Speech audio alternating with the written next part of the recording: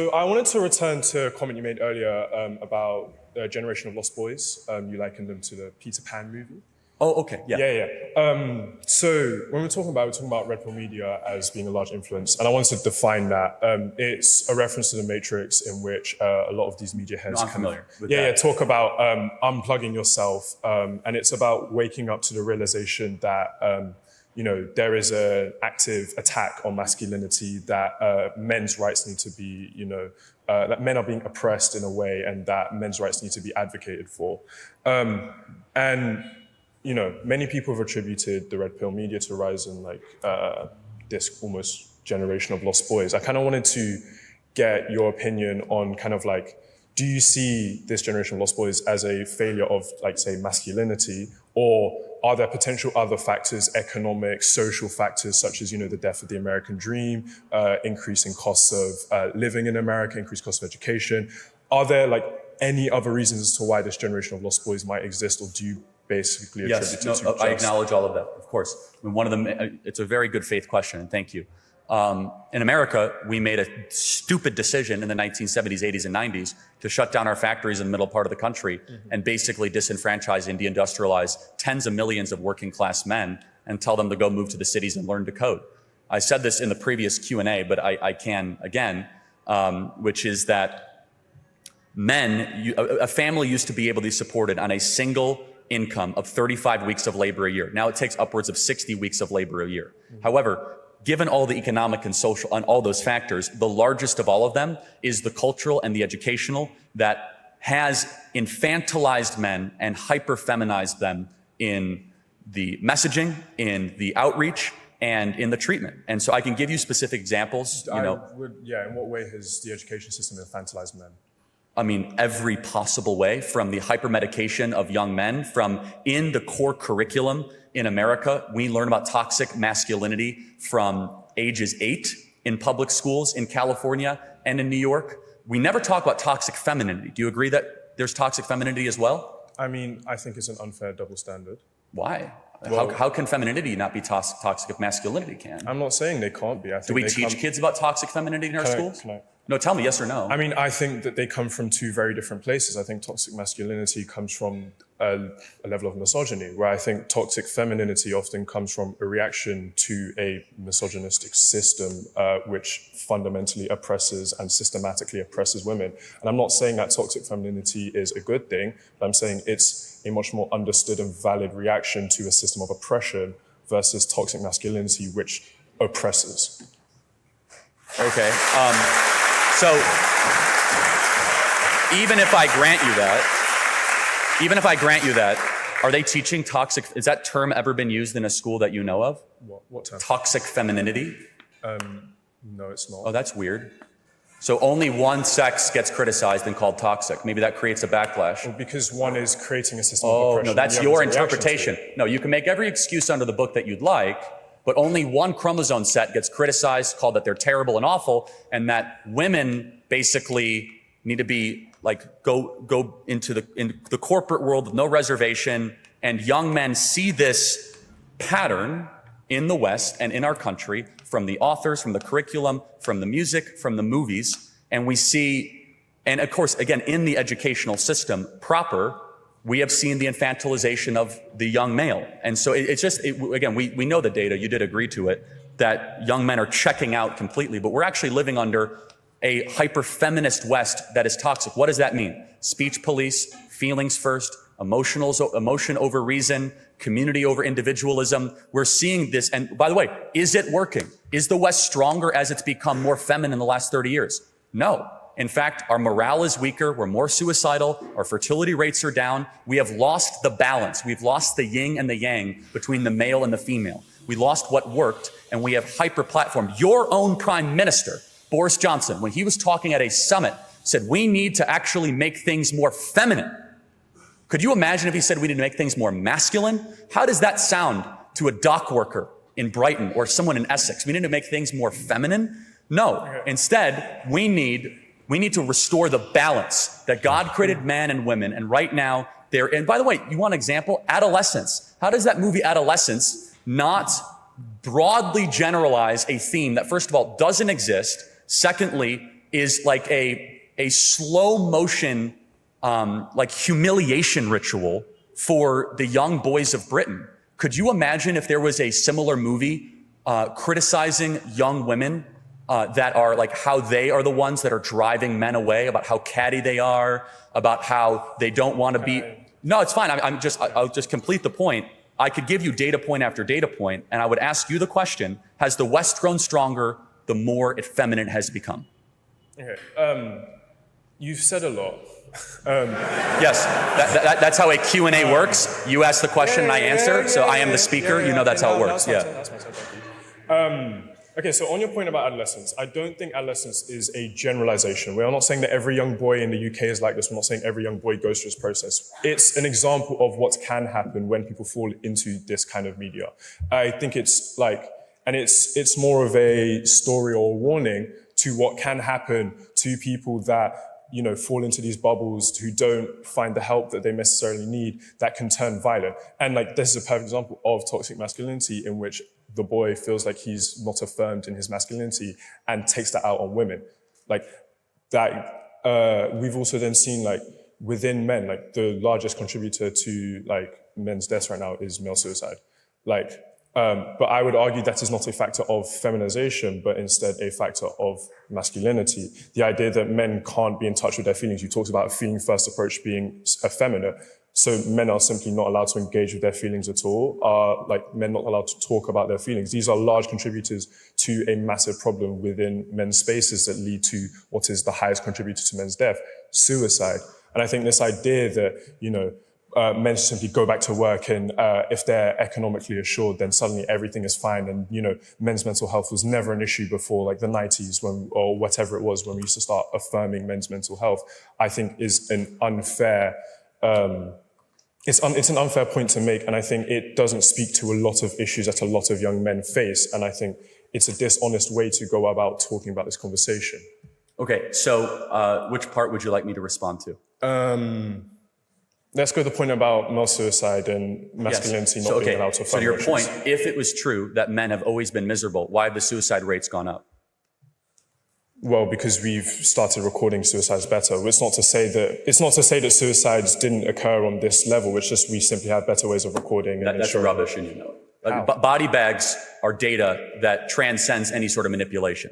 A self-inflicted gun wound or being hung, it was not like a mass reporting issue 60 years ago in this country or in the West. It is a material fact because we know it's happening in the Anglosphere. It's happening in Australia, it's happening in America, it's happening all across Europe, that suicide rates of men are going up. Depression is going up. Yes. They are correlated together. It's not a reporting issue. There's something undergirding it. And in fact, just one other thing, your own prime minister endorsed adolescence. He sent out a tweet saying, I was shocked to the core when I watched this film and everyone should watch it. So that is an endorsement from the top leader, other than, you know, the king of this country, of I don't even know, may the king endorse that. I mean, an endorsement is not a generalization. Well, hold on. No. He said, I'm troubled to the core of what this could become. And you have to, again, that is one example of thousands that I could give, one that is the most applicable to here to this country. And I guess I would just ask this question in closing.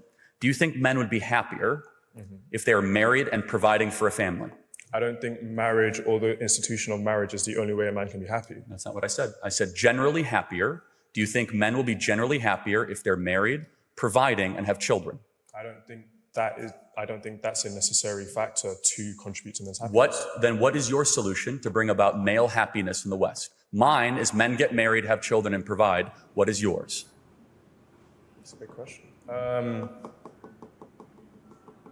I think an affirmation of their emotions, their emotional states. We've tried that. I think an openness to allowing men to express themselves in whichever way they want, even if that is in a more effeminate way or a Western, typically effeminate way. I don't think it's about ostracization. I don't think it's about promoting one simple institution of living and disregarding all of those else. Men are free to live single, men are free to be in gay relationships. I don't think that the institution of marriage privileges one to a life of happiness over any other way of living. So, of course, you have the agency to do that. With all due respect, have you been to London the last 10 years? Men can do whatever they want. I live in London. Are they happier?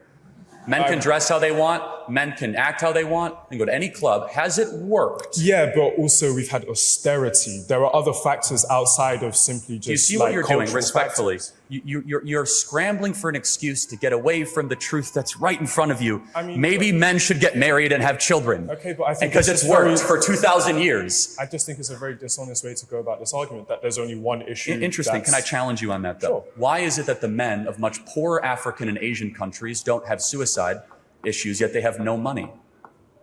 How do we know that? Oh, we know, again, by empirical third-party reported data from the UN, from the US State Department, there is not a suicide crisis in sub-Saharan Africa. There's not a suicide crisis in Southeast Asia with young men.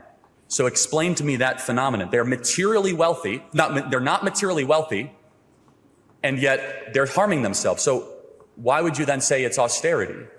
Wait, sorry, say that again? Okay, you're looking for another explanation for male unhappiness. Yes. I'm pointing to you to a part of the world that actually does value marriage and does have children, but they have no money.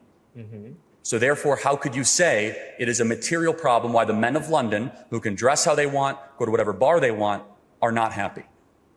Because it's more than one reason. Like, there are multiple factors. It's not just like, it's not even just economic. There's economic, there's social, there's like religious pressures. There's so many, like, you cannot boil down a societal issue to like one. And I acknowledge issue. that, right? I even at the beginning, remember, I'm saying the biggest, the one that has an exponent on it, is that we have a biological urge that God gave us when he designed us, which is to be fruitful and multiply, for men to provide for the family. And when we suppress that, and we say that you can go live whatever lifestyle you would like, as already happens in the West. We have Exhibit A. We have a serious suicide, mental health, anxiety, depression issue. So I would just ask you to think over the next couple of days, months, or years, why is it that men in countries that barely have toilets and do not have 2 pounds to rub together, but they do have kids and they do have a wife, are much happier than someone with a big flat in downtown London? Something to think about. I mean, I think happiness is a difficult idea to conflate in that sense. I mean, No, there are other suicide. duties. They're less likely to kill themselves. Forget all these happiness indexes. If you kill yourself, you're not happy, right? So these poor countries do not have male suicide problems. Why? I do not know. Think about it. Thank you very much. Wow, I love this debate, you understand? I really wanted more. I felt like, they've been going back and forward and Charlie has no way of nailing him down. But the last question he asks about why do African and Asia that, have less divorce rates, even if currently our divorce rates are going high because we are copying what is happening in the West, you understand?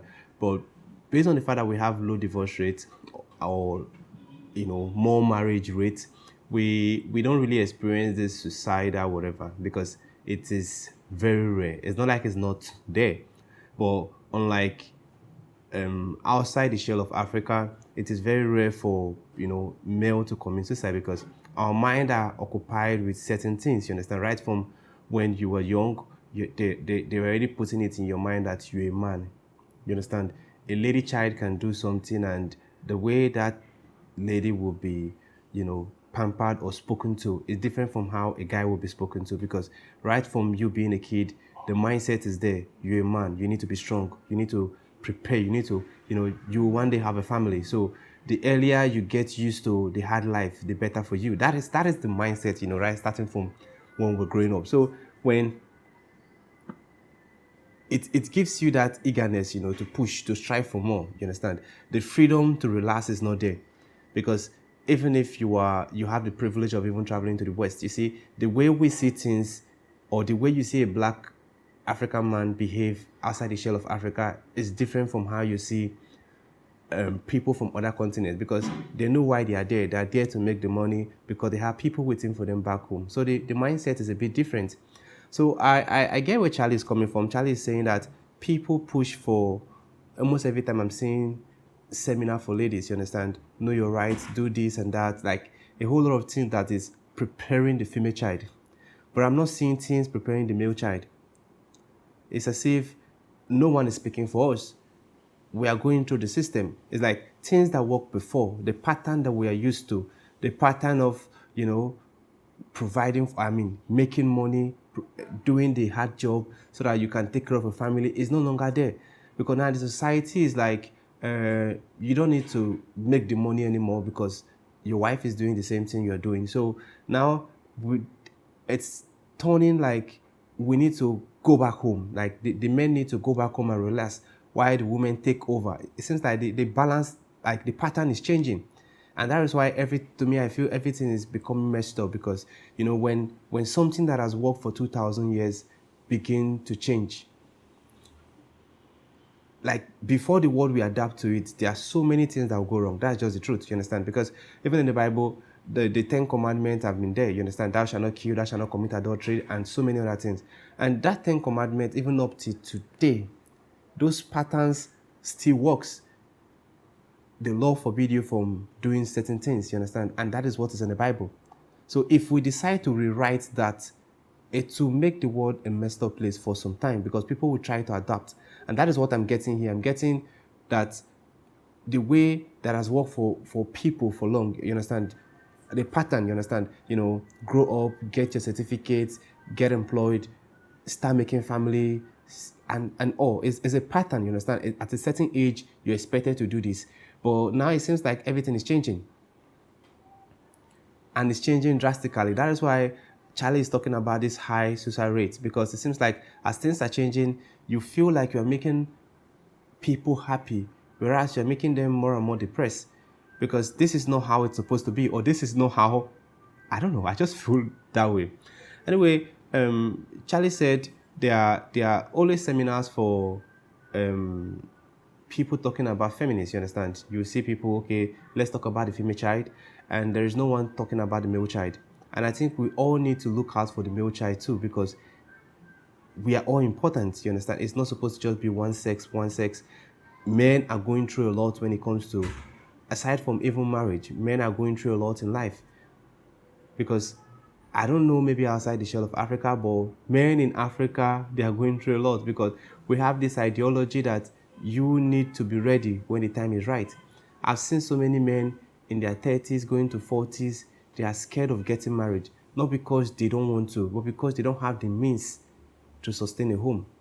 So they want to make sure everything is ready. And by doing that, time is going because you can't get married at the age of 40, start raising up children. How long will you work before you get to your 60 or before you get to your retirement age? So if things are becoming more expensive, men are not getting support, they are not getting married, it drastically affects the opposite sex. Because this has been the pattern that I'm just basing my facts on things that have worked for Africa. And the finding I've seen is that a whole lot of men are scared of getting married. Not that they don't want to, they are just scared, you understand? My dad got married at the age of 33. My dream had always been that I would get married at the age of 25 because I thought like, yeah, before 25 I'll be done with school and maybe start working. But I'm still not married up to now and I'm 30 something and I'm scared. I'm kind of scared though. But I feel like that is what I'm talking about. It seems like our parents had it easy, but we are not getting it easy. We have to do everything from the scratch. I'm super proud of people that have generational wealth. You know, you don't have to build everything from scratch. I feel like the world is changing. And this guy right here needs to see facts with Charlie, because what Charlie is saying is 100% true. Anyway, this is beautiful. I want to see more videos like this. If you have any recommendation, let me know in the comment section. If it's your first time visiting the channel, click on the subscribe button. Thanks for watching and remain blessed.